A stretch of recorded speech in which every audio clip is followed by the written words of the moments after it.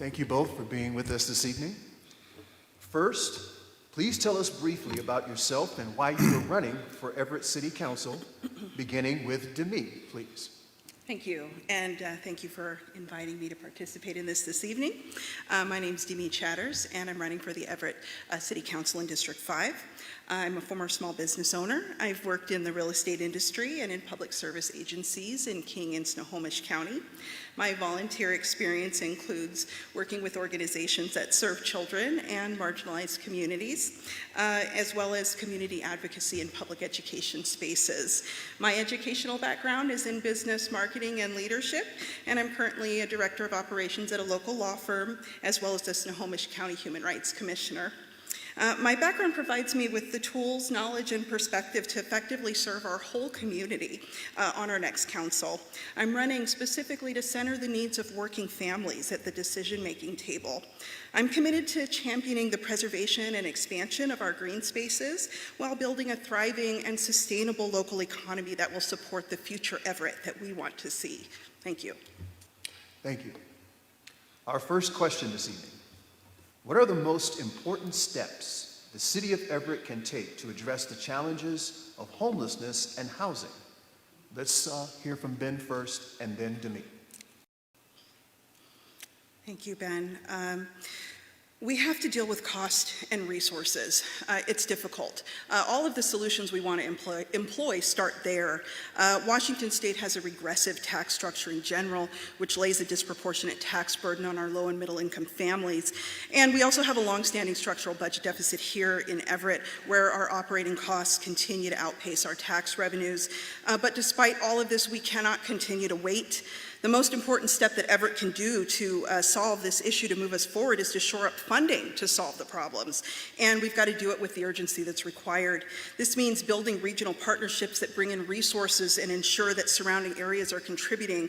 It also means having the political courage to go to the voters with tax and budget reorganization proposals that will lead to long-term financial health for the city. We've got to establish dedicated portions of tax revenues to fund affordable housing and solutions for our unhoused crisis. We've got to be fully transparent with our voters. And we've got to be advocates as leaders as to how it is in our collective best interest to act now. Our next council must do this work if we're serious about advancing solutions to these issues. Thank you. Question 2. Given the differing points of view on these issues, how do you see building cooperation to move this agenda for helping housing our neighbors forward? Demi, we'll start with you, and then Ben. Thank you.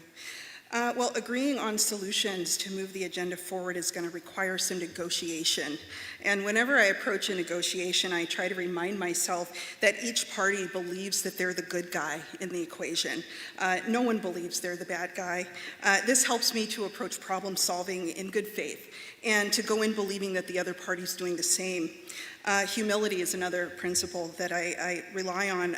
Not only does the other party not know everything, I don't either, and nor do we necessarily share the same experiences that have led to our perspectives. So I work to actively listen for understanding, and I ask questions. I especially ask why. And I ask for the stories and the data behind the why, and I share my own. In my experience, this helps us drill down on shared values, purpose, and goals, and it's this understanding that is how we find a basis for moving solutions forward on these kinds of tough issues. Finally, our third question. What values would inform your leadership and decision-making on the Everett City Council? Ben first, and then Demi. When former Israeli President Shimon Peres died back in 2016, I happened to run across one of his quotes that was making its rounds on the internet.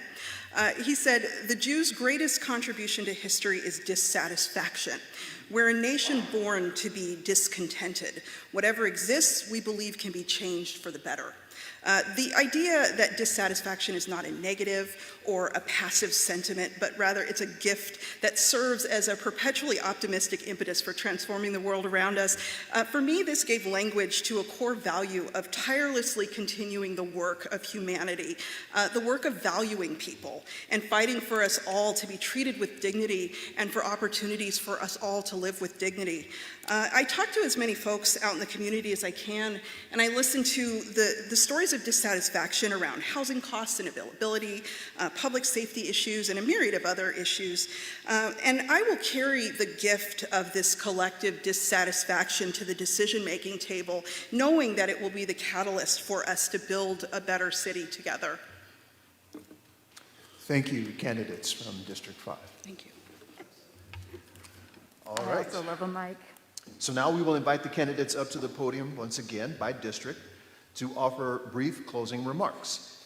Because we have been so efficient this evening, each candidate will be given 2 minutes.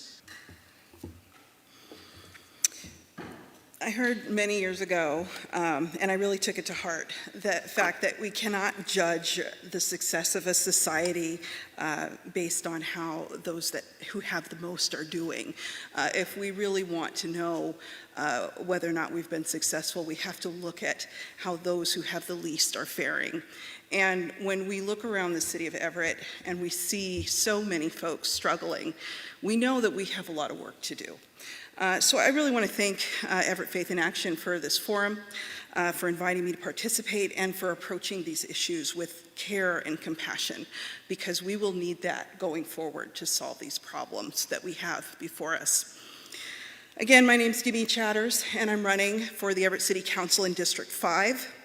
I'm running to ensure that working families are represented at the decision-making table. As a mom of 4 and a wife of a union guy that puts on a uniform at 5:30 in the morning every day to go to work, I believe that our voices need to be represented on the council.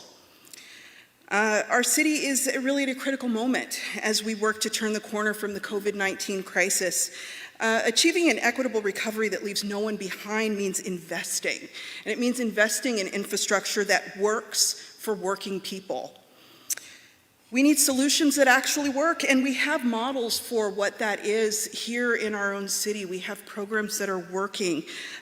We have programs around the world that have worked. There are a lot of models out there of what works. We've got to provide our public safety workers with the resources necessary to meet folks in crisis where they are.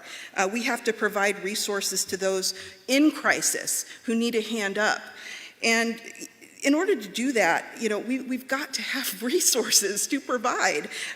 These are regional challenges that we're dealing with, so we've got to have regional solutions.